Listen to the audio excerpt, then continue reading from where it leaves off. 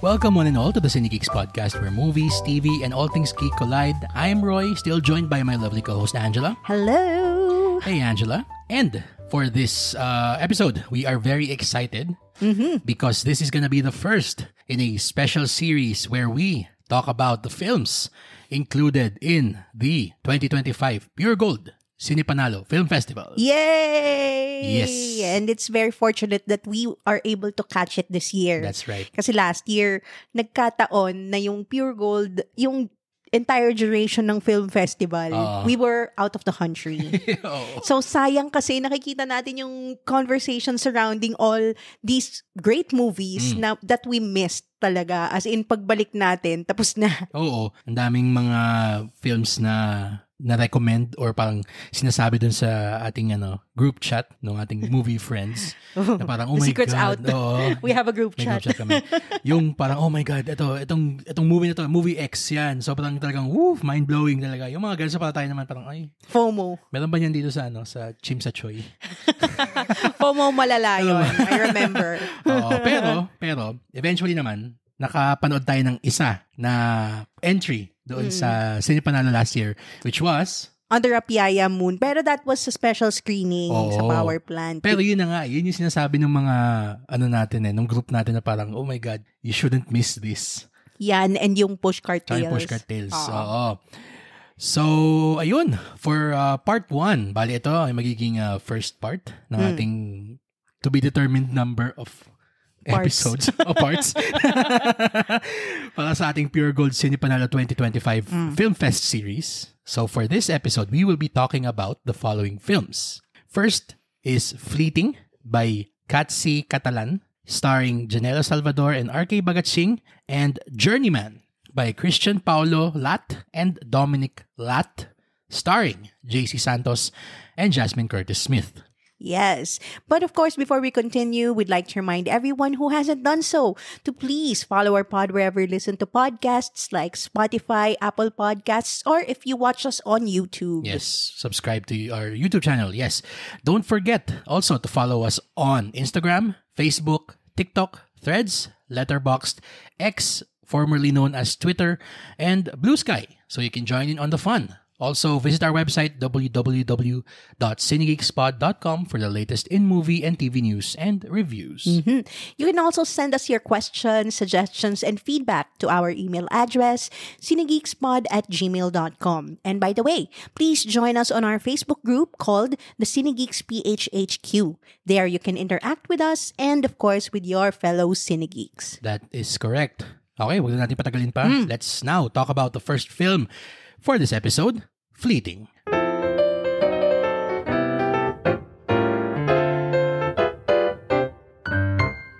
A dreamer who wants to fly around the world meets an unambitious heir with whom she forges an improbable romance.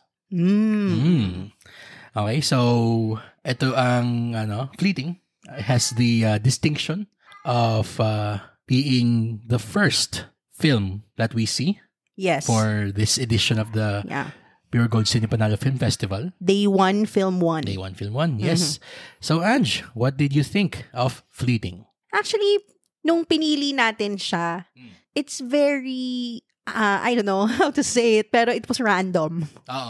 Kasi, I mean, we're not big fans of romance. I mean, it's not our top choice when we choose films to watch. Pero somehow, randomly, we chose this kasi ito yung available at the time. So, zero expectations coming in. And meron kasi akong parang mas nilulook forward na mga movie based on the logline. Pero itong Fleeting, I was pleasantly surprised.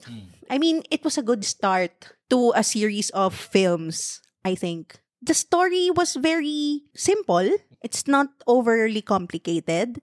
The characters did well. The cinematography was mesmerizing. Para sa akin, yun yung pinaka-strengths nitong movie na to. It was very pleasing to the eyes. Ang sarap niya sa mata.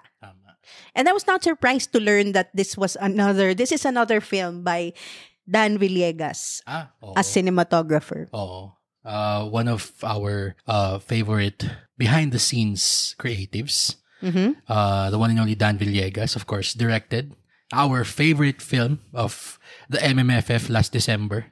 Yung Uninvited. Yes. Oh my God. Pero dito, sa Fleeting, tama ka, yun yung pinaka super duper strength ng scene na to. Yung visuals, yung mesmerizing na cinematography. Ang ganda ng term na ginamit mo. Just to touch upon yung parang kwento niya, kumbaga, it's a romance. I wouldn't say parang a romance nga outright eh. More siyang parang a chance encounter between an individual who wants to disconnect from the world na sobrang cutthroat. True. And this person who is absolutely laid back. As in, all caps laid back talaga siya. Yung nakakatuwa kasi, yung setting niya, then, lest we forget to mention, is in Mati. Tama ba? Yes. So, yung Mati is a city in Davao Oriental. It's, I think, a beach town. I mean, dito, pinapakita siya dun sa movie. So, immediately, yung parang vibes niya, kumbaga, nung scene, sobrang laid back. Island life. Sobrang yung island life, sobrang slowed down lahat. And I'm happy na nag-translate well yung parang ganong vibe na hinahabol ng sine doon sa way ng pag-unfold nung kwento, nung romance nitong mga protagonists natin.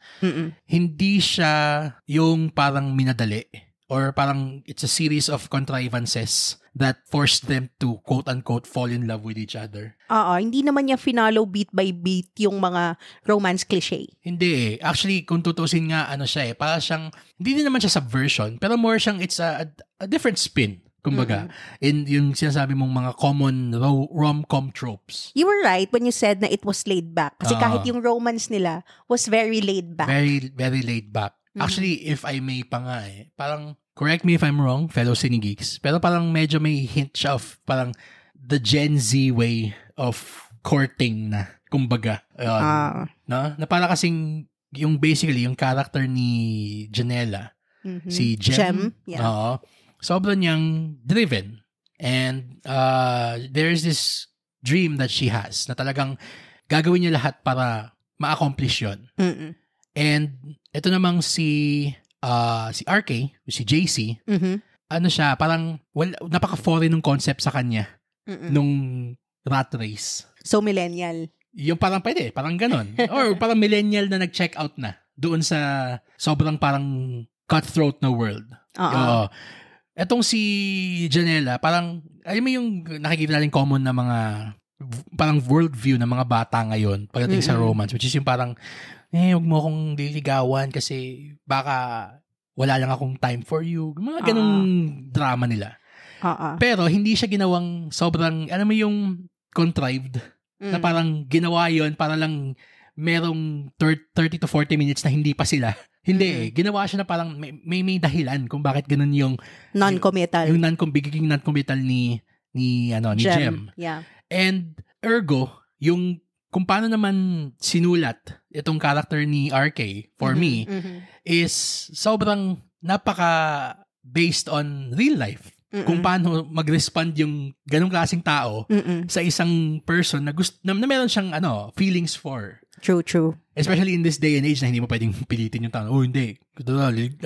Papaligaw ko sa akin. Hindi. Yung hinahayaan lang niya na, hindi. Go with the flow. Parang ganon. Going back to island life. Yes. Yung ganong speed na. He is the island personified. Parang ganon. Ang ganda nga ng writing ng character. When you said that, parang it clicked suddenly to me na, di ba nga parang nabanggit ko sa'yo na parang this feels like Elemental. Yon, may sinabi ka din kanina na parang nakakatuwa kasi, andun siya sa logline, na etong si Janela, gusto niyang lumipad. Gusto niya maging pilot. Yes. Yon, ito naman si RK, addict sa pagsusurf.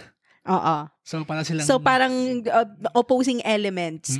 Janela is air and RK is water. Yun. Or parang destiny is fleeting lang talaga. They're not meant to stay together because they are very different from each other. They're very parang almost opposite because water is here on the ground and it goes with the flow. Air is fast and hindi siya napipirme. Whereas water is grounded. That's true. Yung ganun na na parang qualities of these two elements, I think was beautifully translated doon sa writing. Ergo yung kung paano yung mga characters, how we see them on screen. Yun ang pinaka biggest thing na natutuwa ko is any kind of rom-com, you're bound to get contrivances and yung mga tipong parang mga nangyari lang para lang mag-move along yung plot. Hindi eh. Although, I wouldn't say naman that this is a perfect film. By no means is it a perfect film. Medyo nakulangan ako doon sa way ng pag-deliver. Kahit sabihin natin in terms of subtext, kung ano yung nasa saloobin ni Janela. Yes. Yung pag-reveal ng yung what she really wants to do. I felt it was a bit weak. Or it came too late. I wish they introduced that earlier. Oo. Kaya tuloy, dahil nga sa sinabi mong medyo sobrang late na siya, medyo lessened yung impact niya. In terms of it being a fork in the road, kumbaga, in their story. Although, it doesn't make it any less parang important naman. True. Kasi, yun yung parang anong nangyari dito, nasa-swallow siya ng vibes eh.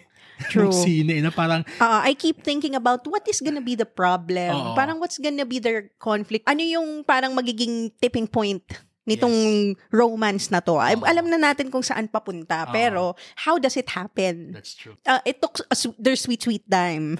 So, medyo slow din yung pace nung kanyang, ng propulsion nung narrative. True. So, parang, na siya, ang naging ending tuloy, parang it both worked for and against the film. Exactly. Yung ganong klaseng placid pace nung reveals, kumbaga. Kasi parang, as a consumer of film, may part sa'yo na parang gusto mo na may tempo, kumbaga, yung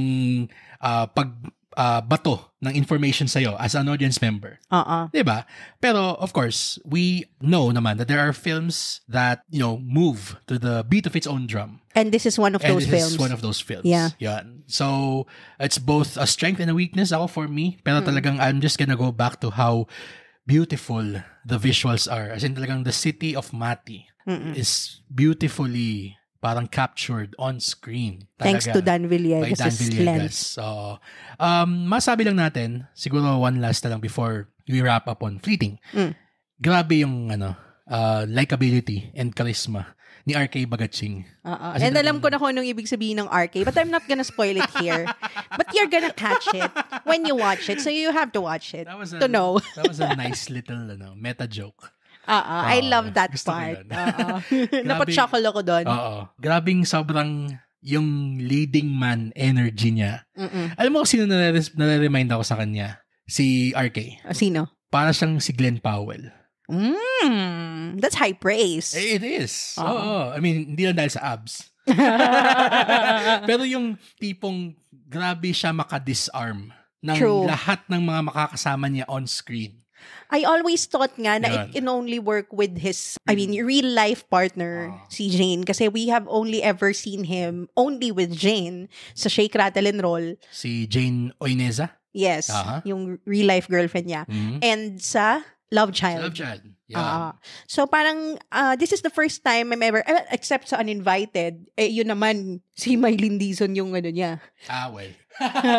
Pero grabe din, mind-blowing din yun. He's able to create great chemistry with Mylene Dizon. So, this man can create chemistry. May chemistry nga din siya kasama si Aga Mulak dun. Actually, true. He's Glenn Powell. He can conjure chemistry with anyone he's with on or screen. Anything. Or anything. He even has chemistry with a freaking surfboard. Actually. True.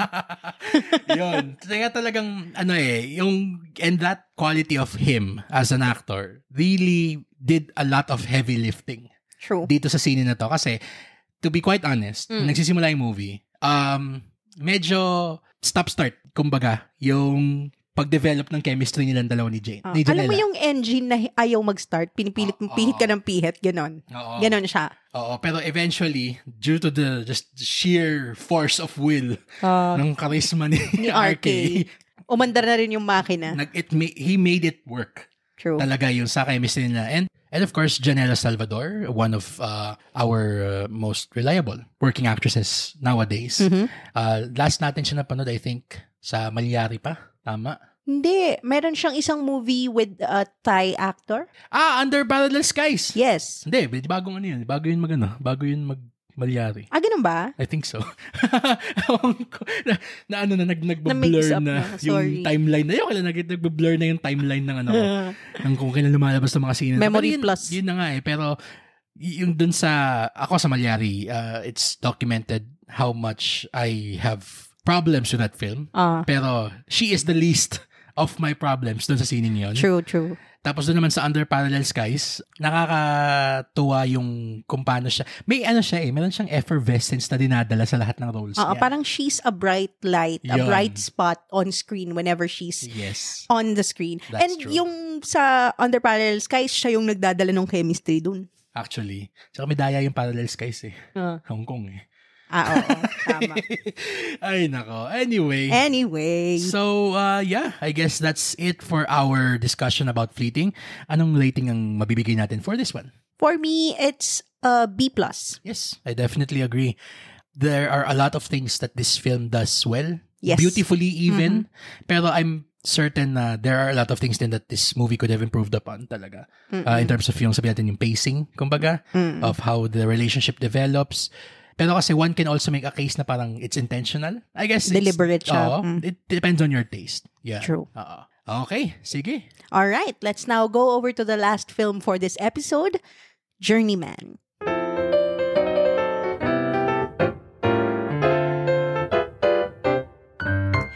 In the unforgiving world of professional boxing, Angelo, a journeyman known for throwing fights to settle debts and support his family, balances his nights as a fishport laborer with a desperate bid for redemption and dignity inside the ring, challenging the corrupt system that controls his fate. Ayun.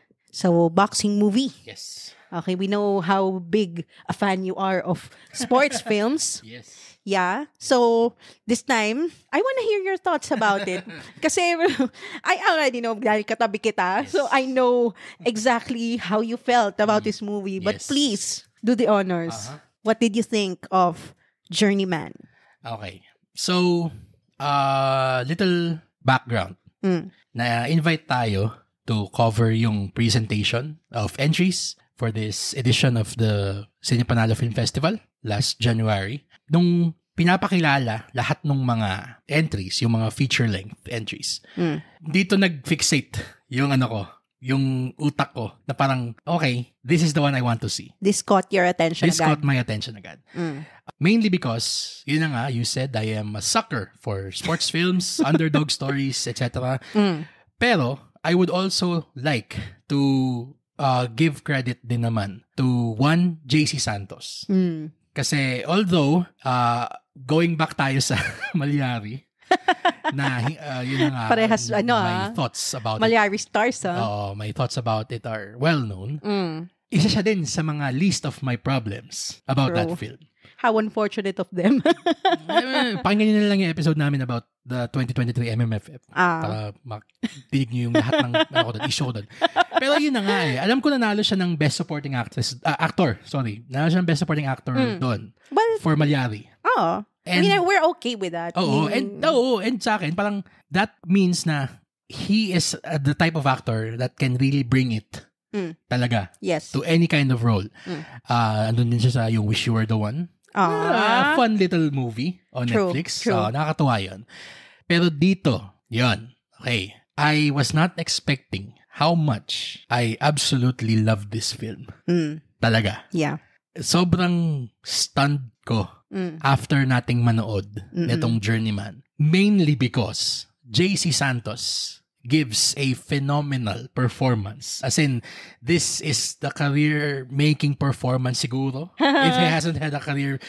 Yung parang, ako sa akin, parang ito yung the role of a lifetime. Kumbaga. Ito yun rin yung pinakatumatak sa akin na performance niya ever. I've seen him in a lot of movies. Tama ka. JC Santos really introduces himself as an actor in this film. Kasi That's talagang... true. Iba yung gravitas ng performance niya. Ibang klase. Parang wow, ang galing niyang dramatic actor. Grabe yung energy na nararamdaman nagre-radiate through the screen. yung emotion na kino-convey niya, even without words. Ganon. Alam mo, ito siguro, and everybody, please, if you think I'm hyperbolizing, let me know. Call me out if you want. Pero, makukumpara ko, dahil siguro it's the most recent thing that I can draw from.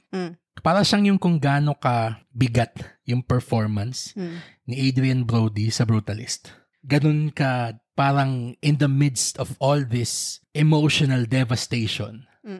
Talagang this man is barely keeping it together.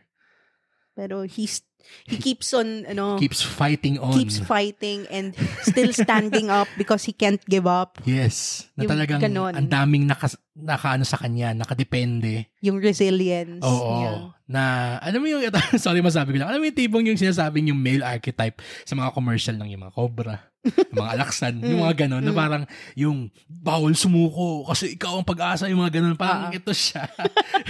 It's this movie. Si Angelo it's the character. Yung parang embodiment ng ganong klaseng, parang, it's a very, very Filipino thing to be the man that everyone depends on. True. Kaya talagang sobrang, alam mo yung, hindi lang siya nag-speak to me as a sports fan and as a fan of yung underdog stories. And by the way, how this movie is made, we'll talk about in a moment. Pero yung doon pa lang na parang napaka-intrinsically Filipino nung kwento niya. Yes, and also kasi talagang, alam mo yung boxing is really intrinsically part of our culture. Yes. Even more so than basketball, in my opinion. Actually. Please don't attack me. Pero para sa akin, yung boxing talaga, alam mo yung talagang event siya for the Filipino people for a long time. Tipong, di ba? Alam naman nating lahat yun kapag may laban si Pacquiao. Walang mga kotseng dumadaan sa labas. Yung ganun ka-extreme talagang the world stops. The Philippines stops. The Filipinos world stops for boxing. Yes. So para sa akin, this is the perfect sports film for the Filipinos by the Filipinos. And they did it so well na, alam mo yung, yes, we know all the beats of a sports film. Alam naman natin yung story ng underdog. I mean, we've seen Rocky. We've seen Creed. Yan.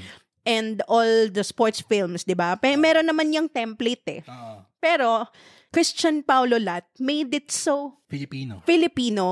Alam mo yung puso niya talaga. Beats for the Filipinos. Yung kwento nito. Oo. That's true. Masabi ko lang din, isa pang thing na I really, really, really appreciated about this. Siyempre kasi boxing, of course, pag Pilipino, who's the one person who's gonna come to mind? Of course, it's Manny Pacquiao. Yeah. Diba? Pero, sobrang yung aking, the 90s kid in me, parang my heart melted nung nalaman ko na ang ginamit nilang parang yung hero niya na boxer. Was not Pacquiao, but Jerry Peñalosa. Ako parang, yes! Yon, talagang parang, oh my God, na sa psyche ng Pilipino dahil, syempre, I mean, rightfully so, ang daming records na binrake and minake ni Pacquiao. Pero, wala si Pacquiao kung wala si Jerry Peñalosa. He walked so Pacquiao could run. And I'm so happy that this film gives Jerry his flowers na parang, hey, there's this other legendary Filipino boxer that you're forgetting. Don't forget him. Tama. Remind tayo parang, thank you for reminding us just who the hell Jerry Peñalosa is. I mean, hindi naman pinakita na may mga clips na lumalaban siya. Oo. Pero yung tipong parang, this is the athlete that our protagonist looks up to. Parang siyang, it's not out of nowhere. Nag-Olympics din ba siya? Let me just double check. Or si Onyok yun? Si Onyok lang yung alam kong nag-Olympics eh. Alam ko, hindi na ata si Jerry kasi nag-pro siya kagad eh. Hindi ka pwedeng mag-Olympics kapag pro ka. At least for us. Pero, alam mo yung, we say his name in the same breath as Pacquiao noon. Nung bata pa tayo. Kapag sinabi mong Pacquiao, nauna dyan si Peñalosa, si Onyok Velasco. Yung mga yun. Oo. It's not just Manny Pacquiao. At saka rin kasi dahil mas si Pacquiao yung talagang nag-super duper crossover. Nag-shoot to the stratosphere. To worldwide mainstream talaga eh. Kasi yung nga naging Nike endorser siya. Tapos, yun, parang yung mga appearances sa Jimmy Kimmel, yung mga ganon. Tsaka yung relevance niya din kasi nasa news pa rin siya palagi because of his politics. Pero yung ganito na, I'm so happy that the creators of this film chose Jerry Peñalosa as yung catalyst for this, our protagonist, kung ba't siya gusto maging boxer. And yung sinasabi mo kanina na parang, alam natin kung paano gumagalaw yung machinations, yung formula, kumbaga, ng isang sports underdog film. Yeah. There are subversions here na I greatly appreciated. Okay? We're not gonna spoil this. Yes. Kasi we want you to experience all the films. Okay, by the way, just to preface, wala kaming iso-spoil na kahit anong scene dito sa series na gagawin natin. Yes. Okay? There are subversions to the sports underdog formula, in my opinion, that work like gangbusters for me. Okay. Especially something that happens towards the end. Na para sa akin, the balls it took to pull off something like that. Oo. Diba? Ang ganda nung ginawa nila dun sa ending. If anything, para sa akin, sobrang mas naging richer yung parang lasting impression nung scene for me. Kasi para siyang, alam mo yung napaka-Pilipino siya na parang ang Pinoy kapag naka-experience siya ng panalo, hindi yan titigil sa isa. Tutuloy at tutuloy at tutuloy at tutuloy yan. Talagang yung perseverance, yung resilience ng Pilipino shines through. Yun. And there's a form of that, siguro, na is embedded into the fabric of this film that I absolutely loved. Talaga. And also, it wouldn't have been such an effective ending if not for the performance talaga of JC Santos Siya talaga yung nagdala nung sheer emotion that it needed. Talaga? Grabe. Kasi halos lahat yun, no dialogue na It's all just, parang we are just filling in yung mga thoughts niya, kung anong tumatakbo sa utak niya at the time. Yes. So parang for us, parang connecting with this character without words, without spoon-feeding the audience about how he truly feels. Yes. But it takes great acting performance. And talagang, I think JC really embodied the spirit of Angelo. Talaga. He became Angelo talaga. And alam mo yung ramdam ko meron siyang real place inside him na pinaghuhugutan dun sa performance niya. It felt so real. At siguro kung magsasalita ako, ikot-ikot lang tayo sa place na binigay natin. At saka ba ma-spoil. Ito lang masabi ko, magkakaroon to ng awards night. Itong Cinepanalo Film Festival. Ngayon pa lang I'm gonna lock it in. Best Actor. JC Santos for this film. Talaga. I mean, I want this film to get wider release after the festival. If only for people to be able to experience yung power ng performance niya. Talaga. And ito, his performance isn't gonna work if the actors around him aren't, of equal caliber as well. I mean, nga, no? Jasmine Curtis Smith. My in God. fairness. Ibang klase. Alam mo yung nakakatuwa kasi in my opinion, she has fully emerged from the shadow of her sister. As an actress. As a personality, period. Sa akin, parang hindi na pumapasok sa utak ko na pag sinabing Jasmine Curtis Smith, yung kapatid ni Ann Curtis. Hindi Sa akin parang Jasmine Curtis Smith, one of our best actresses working right now. And she really chooses her films quite well. Talaga. In fairness, magaling siyang pumili. I mean, yung mga films na napapanood natin na kasama siya. Yung real life fiction. Yun. Oh my God, yun sa real life fiction, ang galing niya doon. Yung Glimpse of Forever. I mean, for all the faults that film has, she is one of the few bright spots. Ako sa akin, talagang, alam mo yung parang, you have my curiosity and my attention. Doon pa lang sa In My Mother's Skin. True. Yun, nasaan yan? Prime Video, if I'm not mistaken. Yes. And the rest of the cast. Ako, special mention lang mabigay ko. Doon sa yung actor na nagportray nung Cutman. Oo. Ni Angelo, ni JC. Wala, hindi ko mahanap sa IMDb tungkol sa Journeyman. So, I'm sorry kuya, hindi ko maano yung pangalan mo ngayon. Pero kung makikinig ka man nito, may special mention ka. Yun. So, okay. Let's wrap this up for Journeyman. Ako, talagang, this is one of the best films so far for me, kahit dalawa pa yung pinapanood natin sa festival, medyo may konting swerte na nag-carry over mula sa film festival, mula sa MMFF. Kasi yung best film natin noon, day 1 din natin napanood. True. So, medyo, thank you, film gods. Ako, I love this film. I'm gonna give this a solid A. Talaga. Same. Ikaw? Oo. Galing ni JC. Siya talaga. El Maso. Sorry,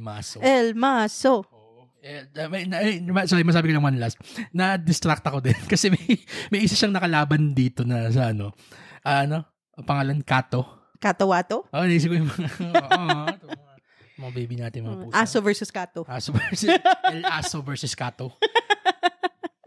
To the writer and director of this film, to Christian and Dominic, was that intentional? Or we're just cat parents. That's why. Ay, nako. Okay. Yan. So that's it for part 1 of our series talking about the films in this year's Pure Gold Cine Panalo Film Festival. If you've seen either or both of the films we talked about today, please share with us what you thought about them. We'd love to hear from you. Comment it on our social media accounts, down below on our Spotify episode page, or on YouTube in the YouTube comment section. And don't forget to set your players to automatically download our new episodes so you don't miss out on our fun Cinegeek conversations. And while you're at it, give us a 5-star rating on Spotify and Apple Podcasts, or a thumbs up on YouTube if you had fun or learned something new during this episode.